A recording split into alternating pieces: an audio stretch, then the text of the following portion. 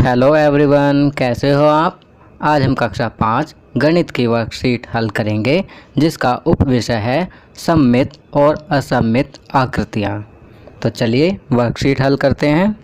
प्रश्न 1, क्या प्रत्येक आकृति पर बनी बिंदु रेखा समरूपता की रेखा है। तो बच्चों, सबसे पहले हम यह जानेंगे कि समरूपता की रेखा क्या होती है।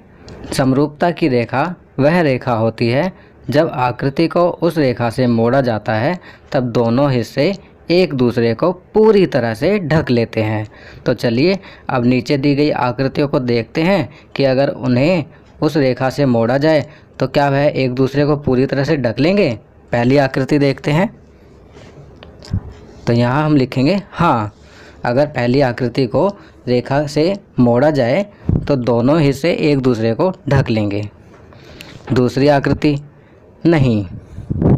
तीसरी आकृति नहीं, अगर दोनों हिस्सों को मोड़ा जाएगा तो एक दूसरे को पूरी तरह से नहीं ढकेंगे।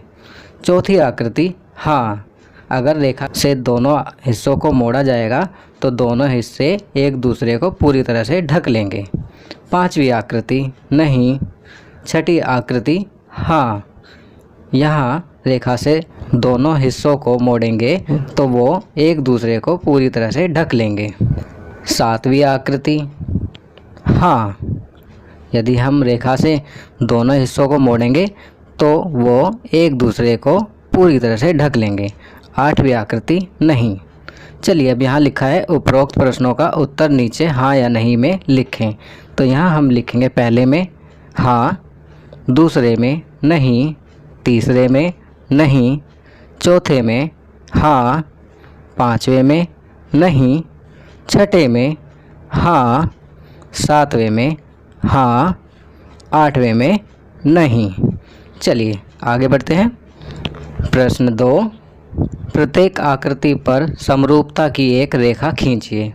तो बच्चों, जैसा आप यहाँ देख सकते हैं कुछ आकृतियाँ दी हुई हैं, हमें इन आकृतियों पर समरूपता की रेखा खींचनी है ताकि दोनों हिस्सों को मोड़ने पर वो एक दूसरे को पूरी तरह से ढक लें। तो चलिए पहली आकृति पर हम रेखा इस प्रकार खींचेंगे। अब दोनों हिस्सों को यदि मोड़ा जाएगा तो वो एक दूसरे को पूरी तरह से ढक लेंगे। दूसरी आकृति में समरूपता की रेखा यहाँ से यहाँ तक खींचेंगे। तीसरी आकृति में इस प्रकार समरूपता की रेखा खींचेंगे। चौथी आकृति में इस प्रकार समरूपता की रेखा खींचेंगे। चलिए आगे बढ़ते हैं। पांचवी आकृति में यहाँ से यहाँ तक समरूपता की रेखा खींचेंगे। छठी आकृति में इस प्रकार समरूपता की रेखा खींचेंगे। सातवीं आकृति में यहाँ से यहाँ तक समरूपता की रेखा खींचेंगे और आठवीं आकृति में इस प्रकार समरूपता की रेखा खींचेंगे। तो चलिए अगला प्रश्न करते हैं। प्रश्न 3, उन आकृतियों के संख्या नाम लिखें जो बिंदु रेखा द्वारा दो दर्पण हिस्सों में विभाजित है। तो बच्चों, यहाँ पर एक चित्र दिया हुआ है और वहाँ पर आकृतियाँ हैं। हमें देखना है कि जो जो आकृतियाँ बिंदु रेखा द्वारा दो दर्पण के हिस्सों में विभाजित हैं हम उनके नंबर यहाँ पर लिखेंगे। तो यहाँ पर जो आकृतियाँ दिखाई दे रही हैं वो है पांचवी, छठी, सातवीं, आठवीं, 13वीं और 15वीं।